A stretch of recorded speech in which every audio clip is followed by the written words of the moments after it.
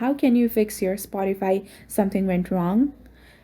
First of all, go to your phone settings and go to apps. Just scroll down and look out for our Spotify app. Then go to storage and just clear the data or clear the cache. Then again go back to the settings and search for reset. Simply click on reset and then after tap on reset mobile network settings. After you do this, if none of this works, just simply go and long press the Spotify app and uninstall it.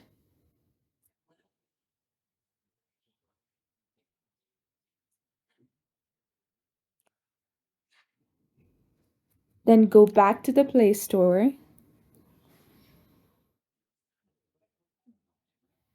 reinstall this application, and also check for updates. This is how you can fix the Spotify something went wrong try again. And if you found this video helpful, do not forget to like, comment, share, and subscribe to the channel for more amazing content. Thank you. See you in the next video.